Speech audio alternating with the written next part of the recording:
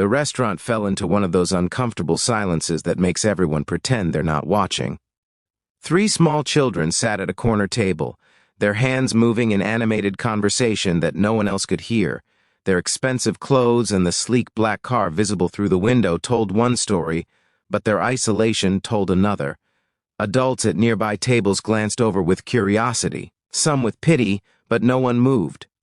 No one reached out. That's when a man in paint-stained jeans walked through the door, his daughter's hand clasped firmly in his own, and changed everything. Marcus Chen had exactly $43 in his wallet and a growling stomach that reminded him he'd skipped lunch again. The construction job had run late, and his 6-year-old daughter Emma had been patient all afternoon, playing quietly at the job site while he finished painting the trim on a renovation project. He'd promised her dinner out. Nothing fancy, just burgers at the family restaurant on 5th Street where kids ate free on Thursdays. It wasn't much, but it was something he could afford, and the smile on Emma's face made it worth every penny. "Daddy, look," Emma whispered, tugging his sleeve as they waited to be seated. She was pointing toward the corner table where 3 children who couldn't have been more than 7 years old sat in eerie stillness, their hands occasionally lifting in graceful gestures that Marcus immediately recognized. His heart did something complicated in his chest. Those kids were signing. Marcus knew that language intimately. His younger brother Danny had been born deaf and their mother had insisted the entire family learn ASL. Danny was gone now, a car accident 5 years ago. But Marcus had never forgotten the isolation his brother had sometimes felt, the way the hearing world could make someone invisible without saying a word. The 3 children at the table were identical triplets, that much was obvious. Designer clothes, perfectly styled hair, but their eyes held something that expensive wardrobes couldn't mask: loneliness. They were signing to each other with increasing agitation, glancing around the restaurant with expressions that shifted between hope and resignation. "Can we say hi?" Emma asked. She'd been learning sign language too, slowly, because Marcus taught her. "For Uncle Danny," she always said. Marcus felt the weight of his work-worn appearance. His jeans had paint splatters, his flannel shirt had seen better days, and he probably smelled like sawdust and sweat. The triplets' table was set with cloth napkins and what looked like an untouched appetizer platter that cost more than his weekly grocery budget. They existed in different worlds. But Emma was already walking toward them, her small hand waving. Marcus followed, his heart pounding. As he approached, he caught the tail end of their signed conversation. "Nobody here understands us," one boy signed, his small fingers precise despite his obvious frustration. "We should just wait for Father," another replied. The 3rd child, a girl, noticed Emma approaching. Her eyes widened. "Hi," Marcus signed, his hands forming the familiar gesture. "My name is Marcus. This is Emma." All 3 children froze. Then their faces transformed, lit up like someone had switched on a light inside them. The joy was so pure, so immediate, that Marcus felt his throat tighten. "You can sign?" The girl's hands flew through the air. "You understand us?" "Yes," Marcus signed back, pulling out a chair. "May we join you?" What followed was a conversation that made everything else in the restaurant fade away. The triplets were Nathan, Noah, and Natalie Westbrook. They were 7 years old, born deaf, and their father was late for dinner. Again, they signed about their school, their favorite books, their frustration that the restaurant staff couldn't understand when they asked for water or where the bathroom was. "They smile at us," Natalie signed, her small face serious, "but they don't know how to talk to us." Emma, with her limited signing vocabulary, managed to ask about their favorite animals. Soon, she and Natalie were giggling over Emma's enthusiastic but grammatically questionable attempts to describe her pet hamster.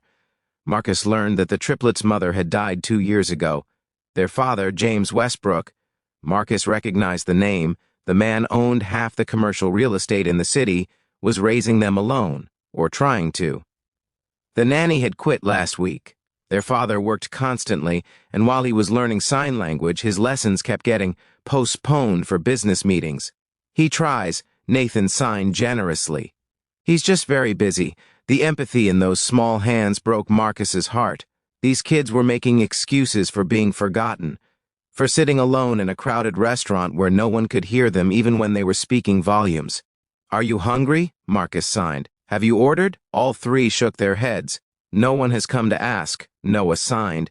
That did it. Marcus stood up and walked to the counter, his protective instinct overriding his self-consciousness. He ordered burgers for everyone. There went his carefully budgeted $43, and returned to find Emma teaching the triplets a clapping game. They were deep into their meals, Emma sitting between Noah and Natalie and attempting to sign "This is delicious" with ketchup-covered fingers, when a man in a $1,000 suit rushed through the restaurant door.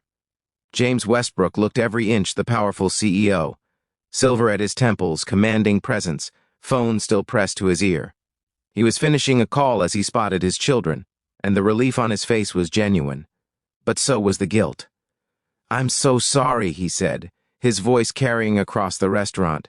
"The meeting ran—" He stopped mid-sentence when he noticed Marcus and Emma at the table. His children were laughing, genuinely laughing, their hands moving in animated conversation with a man who looked like he'd just finished a shift at a construction site. Marcus stood up, suddenly very aware of the contrast they made. "Mr. Westbrook, I'm Marcus Chen. I hope you don't mind. Your kids were waiting, and we thought we'd keep them company." James's eyes traveled to the empty plates, the smiling faces of his children, the way Natalie was holding Emma's hand. Something complicated moved across his face. "You sign," James said quietly. "It wasn't a question. My brother was deaf. Your kids are amazing. They've been teaching Emma about their school." Nathan ran to his father, his hands flying. "Daddy, Marcus knows sign language. Real sign language, not just the alphabet. And Emma is learning too. They understood everything we said." James Westbrook, a man who commanded boardrooms and negotiated multi-million-dollar deals, looked like he might cry. He knelt down to his son's level, his hands moving in careful, deliberate signs. "I'm sorry I was late. Again." "It's okay." All three children signed back, because of course they did. They'd learned to be understanding, to make themselves smaller, to not demand too much. "No," James signed back, and Marcus could see him struggling with the vocabulary, searching for words his hands didn't quite know yet. "Not okay. You deserve better." Marcus started to gather his things, to give them privacy, but James stood up and extended his hand. "Please, don't go yet." His grip was firm, his eyes direct. "I need to. I want to." He paused, seemed to recalibrate. "How much do I owe you for dinner?" "Nothing," Marcus said firmly. "It was just burgers. It was more than that." James's voice was rough. It was someone seeing my children, really seeing them. The two men stood there, separated by wealth and circumstance, but connected by something more fundamental, the fierce love of parents trying their best, and the recognition that sometimes your best still leaves gaps. "I'm failing them," James said quietly, glancing at his children who were back to their animated conversation with Emma. "I work so much because I want to give them everything, but I'm missing what they actually need." Marcus thought about his own struggles, the bills that came too fast, the overtime he worked, the guilt of raising Emma alone after her mother left. "They need you," he said simply. "The rest you can figure out." James looked at him for a long moment, then pulled out a business card. "My personal number is on the back. Would you and Emma want to have dinner with us again? A real dinner, my treat. Somewhere the kids can all play together?" Marcus took the card, knowing that this wasn't pity or obligation. This was a father recognizing an ally, a bridge between worlds that shouldn't have been so far apart in the first place. We'd like that. Over the following months, an unlikely friendship grew. James hired Marcus's construction company to renovate his house and actually paid him what the work was worth. More importantly, he hired Marcus as a sign language consultant, someone who could help him truly communicate with his children. James cut back his hours, started making dinners non-negotiable, and threw himself into ASL classes with the same intensity he'd once reserved for quarterly reports. Emma and the triplets became inseparable. Marcus and James became friends, real friends, the kind who showed up for each other's kids' school, plays, and split pizza on Sunday afternoons. The moment that started it all, a construction worker in paint-stained jeans, noticing three lonely children in a crowded restaurant, rippled outward in ways Marcus never imagined. But the real transformation wasn't in the circumstances. It was in the recognition that kindness doesn't require wealth or status, It requires the courage to see someone else's need and the willingness to meet it, even when it costs you your last $43. If this story moved you, if you believe in the power of small acts of kindness, in seeing the invisible, in building bridges instead of walls, then like this video, leave a comment about a time someone saw you when you felt invisible, and share this with someone who needs to remember that compassion costs nothing but changes everything. Subscribe to our channel for more stories that celebrate the best of humanity. Because the world needs more people like Marcus, who look past differences and see straight into the heart.